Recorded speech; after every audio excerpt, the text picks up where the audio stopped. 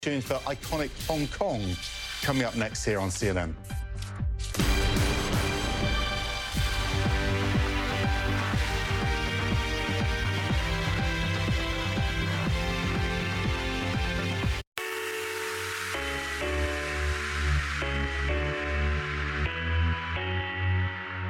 There's a Hong Kong you think you know, but that barely skims the surface.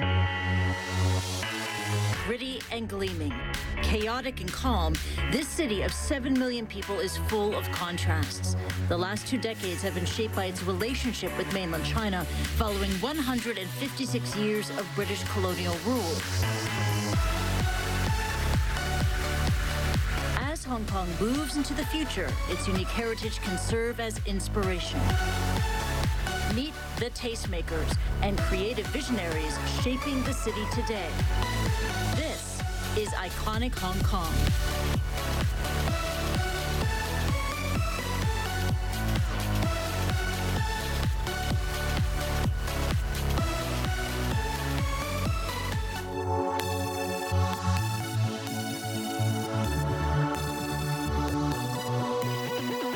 It's one of the world's most spectacular skylines. Glittering glass towers and concrete apartment complexes appear to rise out of the bustling harbor. The outline of mountains in the background make these tall buildings look even more pronounced. According to data firm Emporis, Hong Kong has more skyscrapers than any other city, perhaps an essential adaptation for its dense population.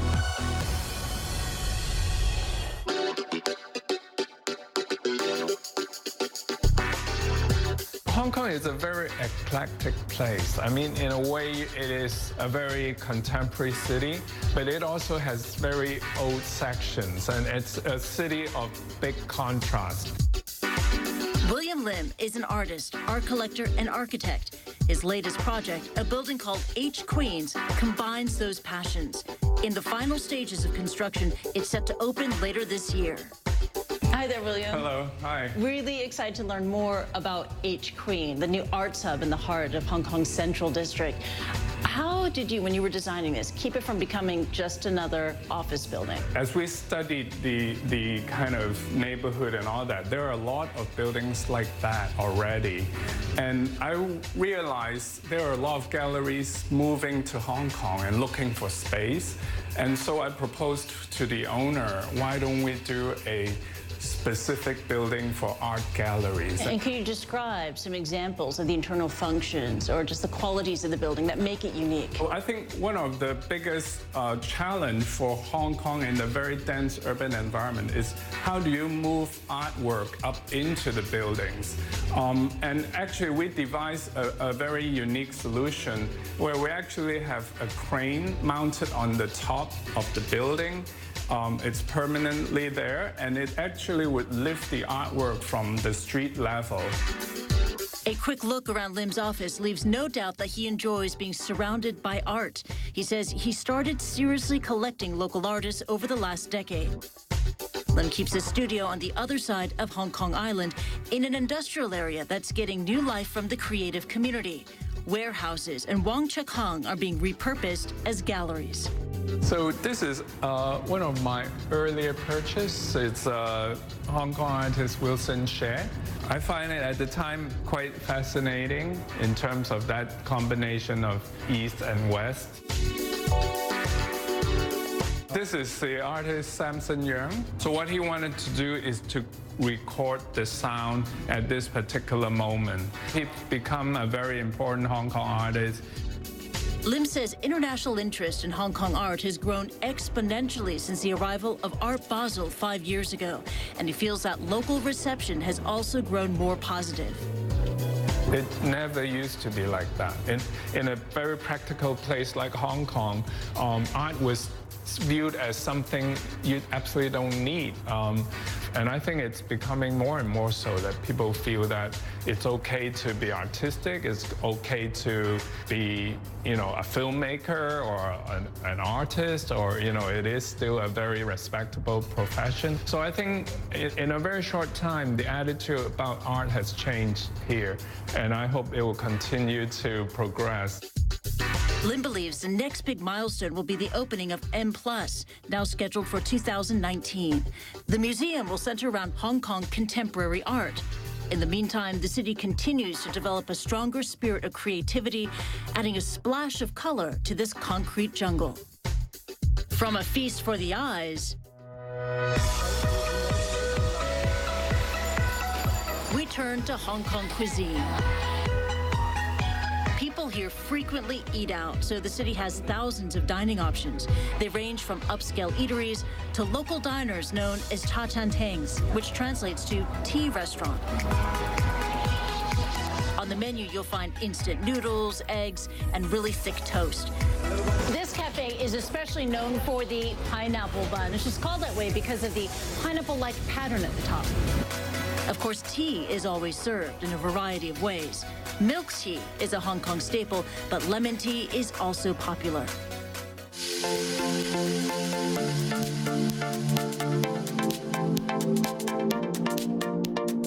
These classic flavors are also captured by local beverage maker Vitasoy. The company started back in 1940, and its story begins with the soybean. K.S. Low wanted to develop a drink to fight malnutrition, so he mass-produced soy milk as a cheap source of protein. But the business struggled for several years to make money. Today, Vitasoy products are available in more than 40 countries, with sales totaling around $700 million.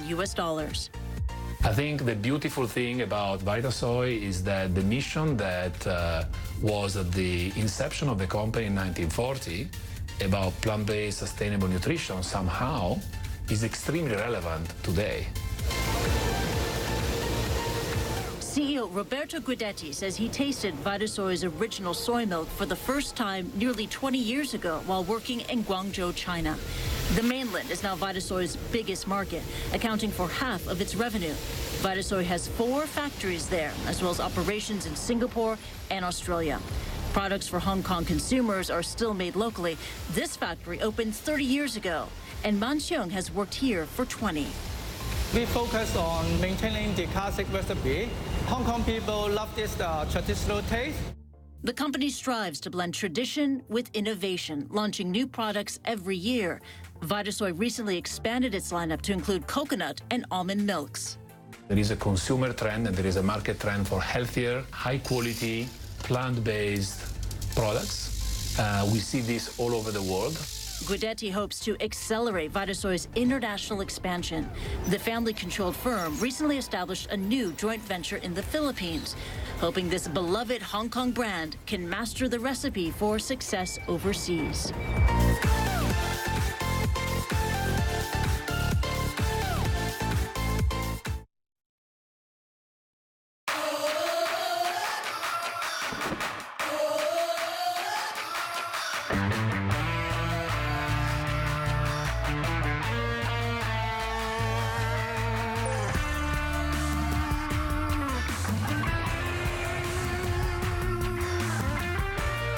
Together, progress, opportunity.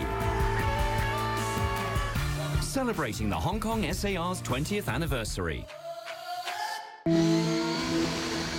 CNN and Formula One from inside the pit lane and the paddock on cnn.com/motorsports. This weekend, the Austrian Grand Prix in association with DHL. They know African business better than anyone else. Hear directly from the key players unlocking Africa's potential on FaceTime in CNN Marketplace Africa, Saturday, only on CNN. In association with Dangote. For somebody to tell you their story, it's something I take really seriously, and it's not something you can just parachute in and ask somebody to open their heart to you. To peel away the layers to get to the heart of the person who you're telling a story about. France will never give up against the terrorists. And delve beneath the surface of what's happening. You can hear their story, and you're going to do their story justice. You have to show yourself to them. How high was the water? The water was as tall as that tree. CNN's the right place to tell their story. I'm Christy Lou Stout in Hong Kong, and this is CNN.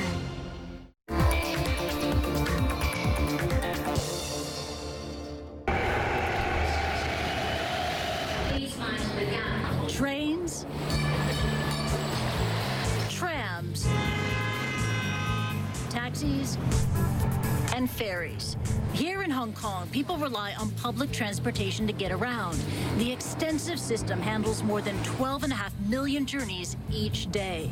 The MTR is one of the most efficient methods, boasting 99.9% on-time service. But the streets are still crowded.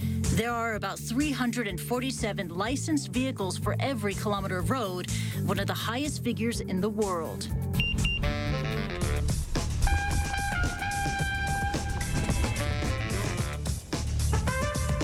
I think it would be great if the future road infrastructure in Hong Kong is built to accommodate cyclists as well. There's a lot of good infrastructure for leisure cycling, very safe, and it has a good scenery as well. But I find it a little bit hard to do commute. Jeff Chen and Yuan Ding met at Harvard in 2013 as engineering students with a shared passion for cycling. Together, they've created a smart bike helmet called Lumos with integrated brake and turn signal lights. Hey there, Jeff and Yuan. Hey, nice to meet you. How are you? And nice to see the Lumos helmet. Yeah. Such a cool design. I know that there's a lot of underlying technology embedded in there. Yeah. How does it work? Lumos looks like a regular bicycle helmet by day, but by night, of course, you just turn it on and you find that you've got your lights with you all the time. Red lights at the back, white lights in the front. It's just, because it's on your head, it's just naturally high and conspicuous and easy to see. How long does it take to charge? How long is battery life? For the helmet itself, it will take around an hour to charge, and it depends on like which mode you are in. If you are put it in a flashing mode, it will last around 6 hours. But if you keep it solid, it will last around 3 hours. So it's a really simple product. There's only one button on the helmet and just two buttons on the remote. So, I mean, when we came up with the idea, I explained it to my mom and she got it in 5 seconds. And so I knew that, okay, that's good. I think I read that you used the following words to describe your first prototype. You called it, quote, butt ugly. may have said that. Yeah. Was it really that ugly? We were very proud of it because it was our first product that we built. But we showed it to people and we saw the reaction. The reaction was not negative. The reaction was, oh, it's nice. Right, and then we knew there was a problem. Yeah, we knew there was a problem. Ding and Chen went to work, refining the look of their helmet more than 50 times by their count, and the attention to aesthetics paid off. Earlier this year, Lumos snagged a prestigious Beasley Design Award, beating out Tesla in the transport category for the honor.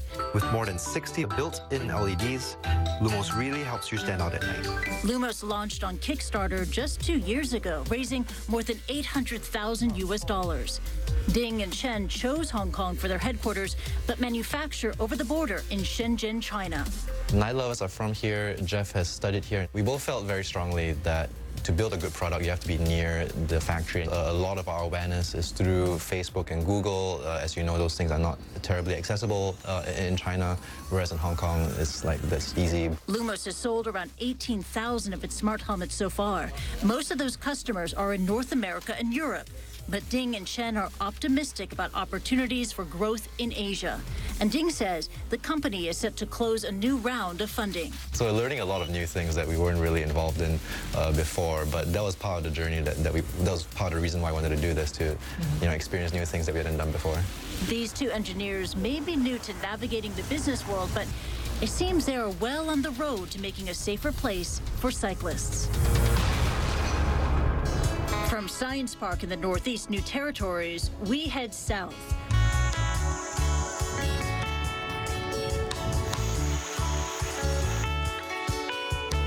Lantau is the largest of Hong Kong's 262 islands. Centuries ago, it was home to many fishermen. The village of Tai O still looks similar today, famed for its stilt houses and dried seafood. The annual Dragon Boat holiday connects the past and present with customs to honor the water and gods. It also draws big crowds to this community. We don't like having too many tourists here. We try to keep our historic roots and do things the way our grandparents taught us, to preserve our traditions. Camming Wong leads the Chun-Yi Dragons. He says the team has won the local race for the last 10 years. Hello! Hey! That's your team here in Tai O. That's incredible. Taiyo. Tell me a little bit more about Taiyo and the traditions here. So, for generations, my grandparents, parents, they've all lived here as fishermen. Pretty much all the people in Taiyo fished for a living.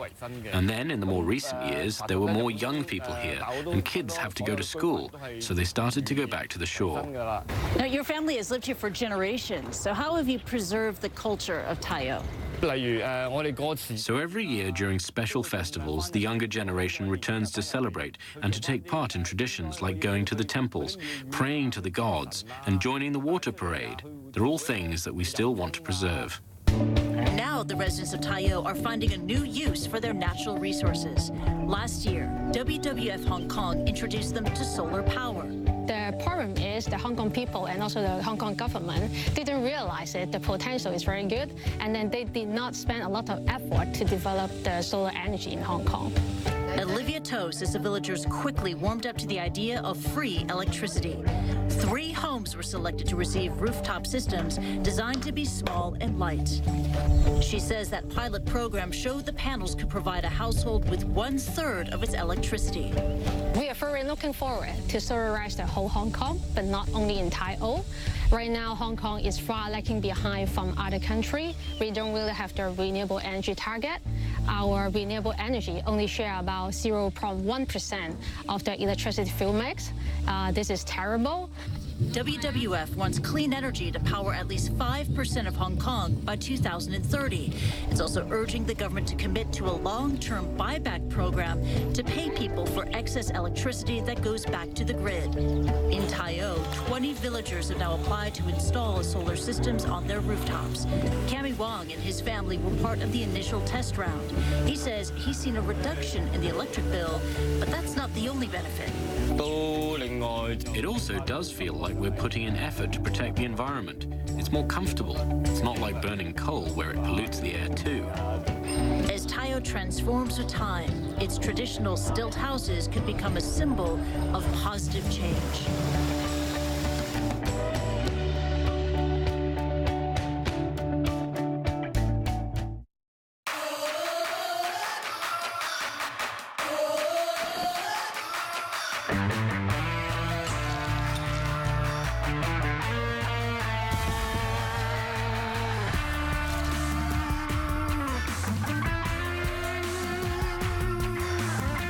Together, progress, opportunity. Celebrating the Hong Kong SAR's 20th anniversary. Yeah, look here on the left. The chase led from the air. This is conservation on its absolute largest scale, a record translocation. They've been so successful in protecting the elephants that there's just too many. We'll take it straight round. For the continent's most iconic species, the stakes couldn't be higher. They've traveled a long distance and finally they are going out into sort of freedom. Sunday on CNN. Get a jump on the U.S. political scene with Inside Politics. The Republican president threatened to oppose members of his own party. Then State of the Union with Jake Tapper. Should President Trump apologize to President Obama and to the American people? Fareed Zakaria GPS. We are living through a sea change in politics. And Connect the World with Becky Anderson. With respect, sir, let me just stop you there for one moment. That is not the government. Sunday on CNN.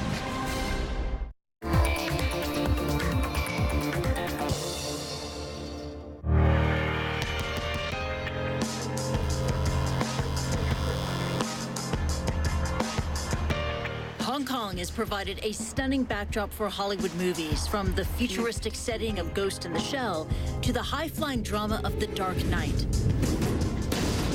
At the peak of Hong Kong's film industry, the city's kung fu flicks stood toe-to-toe with Hong Kong productions.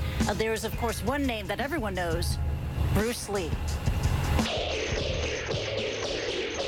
The martial arts student turned actor is legendary, notable for his nunchuck skills and snappy action scenes like this in The Way of the Dragon, which he also wrote and directed. Bruce Lee popularized a grittier street fighter style, but Hong Kong was also known for its graceful fight choreography. Cui Hark's Once Upon a Time in China is full of these violent dances.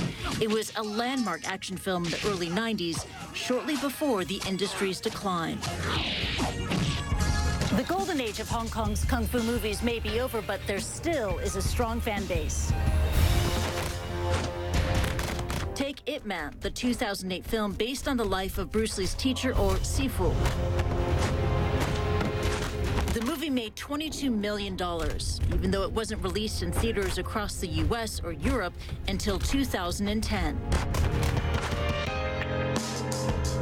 Sammo Hung choreographed the fights in Ip Man. The actor and director grew up in Hong Kong's film industry, and he's still active today at the age of 65.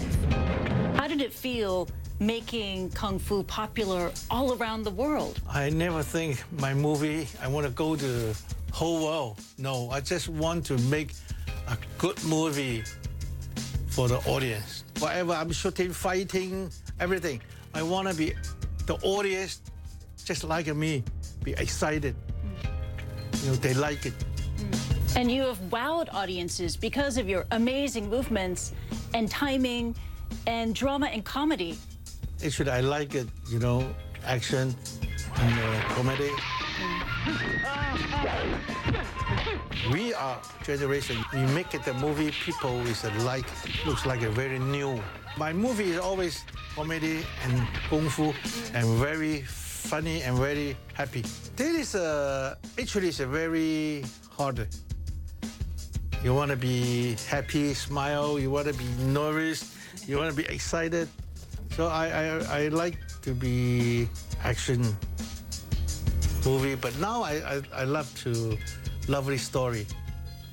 You know, never need to fight, just hold it, the girl. So when you look at the golden age, 70s and 80s, and now, what do you think? Come on, totally different. Totally different. Totally different. Just like Hong Kong, before a lot of people want to be action star, want to be a hero. But now, no. Of course, I hope some new young men, they comes up for the action star.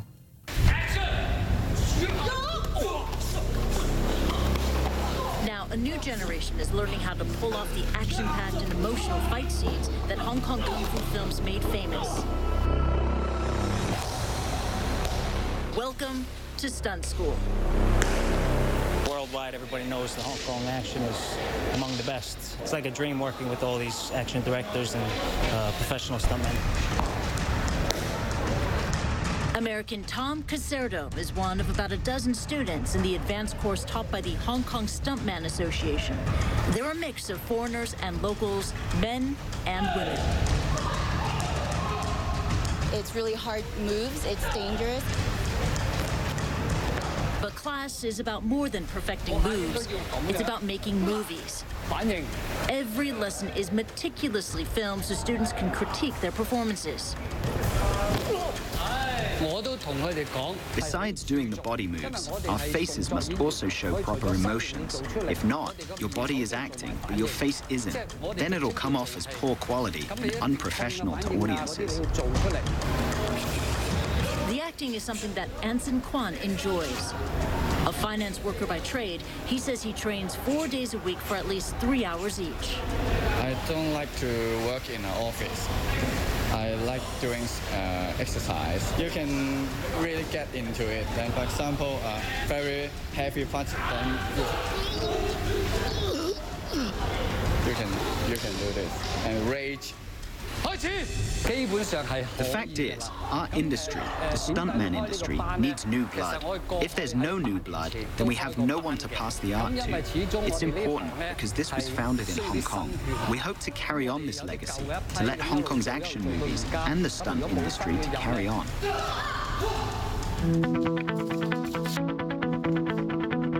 The same spirit, but a very different setting here at City University.